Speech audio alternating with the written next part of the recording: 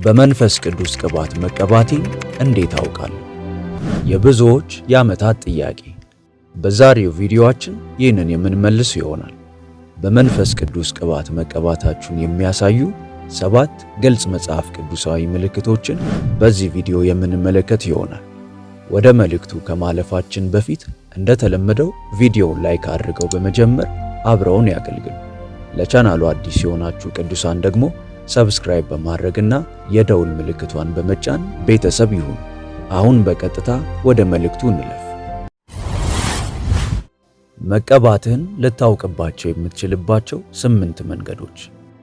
አንደኛ፣ መንፈሳዊ አባትህ የሚያደርጋቸውን የተወሰኑ ነገሮች መለማመድ ከጀመርክ ይህ የመቀባትህ ምልክት ነው ማለት ነው። ኤልሳ ኤልያስ ያደርጋቸው የነበሩትን ተአምራት ያደርግ ነበር።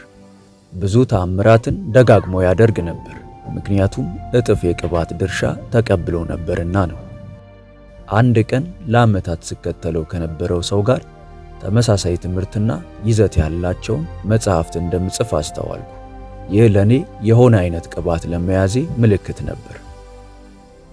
ሁለተኛ፣ ሰዎች ስለ ስብከት የተለያየ አስተያየት ሲሰጡ። ሁሉም ሰባኪዎች ማለት ይቻላል ከሰበኩ በኋላ አስተያየት የሚሰጧቸው ሰዎች አሏቸው። ለማለት የፈለኩት ይህን አይደለም፣ ደግሞም ለመቀባት ምልክትም ሊሆን አይችልም። ይሁን እንጂ ለተቀባ ስብከት የሚሰጡ አስተያየቶች አሉ። እነዚህ አስተያየቶች በማውቃቸው ሰዎች ላይ ሲሰጡ ሁል ጊዜ አስተውላለሁ። ቅባት ወደ አገልግሎታቸው መግባት እንደጀመረ ለኔ ይህ ምልክት ነው። እነዚያ ያልተለመዱ አስተያየቶች በኢየሱስ አገልግሎት ውስጥ እንዴት እንደታዩ አስተውል። ኢየሱስም ይህን ነገር በጨረሰ ጊዜ ሕዝቡ በትምህርቱ ተገረሙ።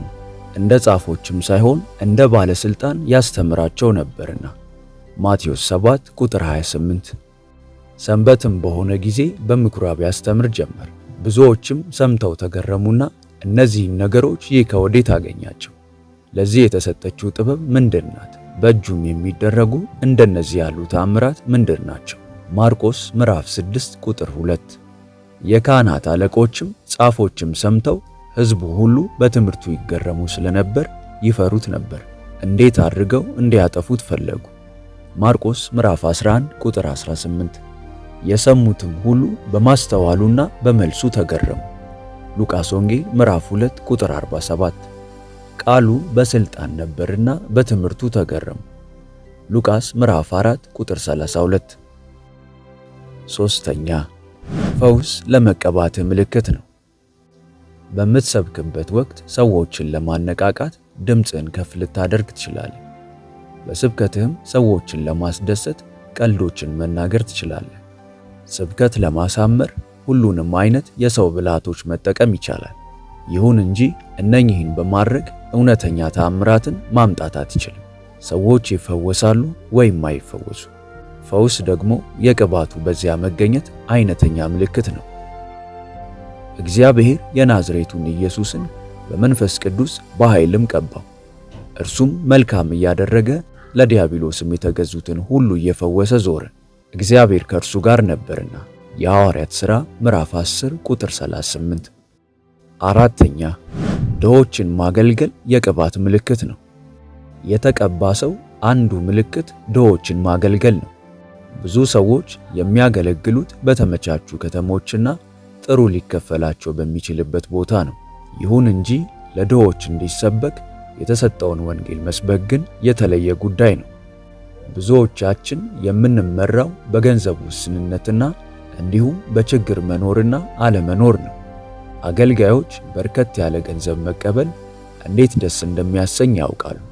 ስለዚህም ባለጠጋ ወደ ሆነች ቤተ ክርስቲያን ደግመው መሄድ ይወዳሉ። ድሆችን ለማገልገል በእርግጥ የተቀባና በመንፈስ ቅዱስ የሚመራ አገልጋይ መሆንን ይጠይቃል። የጌታ መንፈስ በእኔ ላይ ነው፣ ለድሆች ወንጌልን እሰብክ ዘንድ ቀብቶኛልና፣ ለታሰሩትም መፈታትን፣ ለዕውሮችም ማየትን እሰብክ ዘንድ። ሉቃስ ምዕራፍ 4 ቁጥር 18። አምስተኛ፣ ሰዎችን በወንጌል መድረስ የቅባት ምልክት ነው። ጌታ ኢየሱስ በግልጥ የመንፈስ ቅዱስ አብሮነት ምልክት በኃይል መመስከርና ወንጌልን መስበክ ነው ብሎ ተናግሯል። ነገር ግን መንፈስ ቅዱስ በእናንተ ላይ በወረደ ጊዜ ኃይልን ትቀበላላችሁ፣ በኢየሩሳሌምም በይሁዳም ሁሉ በሰማርያም እስከ ምድር ዳርም ድረስ ምስክሮቼ ትሆናላችሁ አለ። ሐዋርያት ሥራ ምዕራፍ 1 ቁጥር 8። ስድስተኛ እስከ ዓለም ዳርቻ ድረስ ወንጌልን ማድረስ የቅባት ምልክት ነው። መንፈስ ቅዱስ ሲመጣ ወንጌል በምድር ሁሉ ይሰበካል። መንፈስ ቅዱስ በወንጌል ስብከት ቤተ ክርስቲያንን እንዴት እስከ ምድር ዳርቻ እንደሚነዳት ታስተውላለህ? ቤተ ክርስቲያን ከምቾት ቀጠናዋ መውጣት አለመቻሏና ምቹ ወዳልሆኑ የምድር ዳርቻዎች መሄድ አለመቻሏ በትክክል የመንፈስ ቅዱስ ወይም የቅባት አለመኖር ምልክት ነው። ሰባተኛ ለአገልግሎት መጓዝ የቅባት ምልክት ነው። መጽሐፍ ቅዱስ ጌታ ኢየሱስ መልካም እያደረገና እየፈወሰ ዞረ ይላል። አንድ ቦታ ብቻ አልተቀመጠም።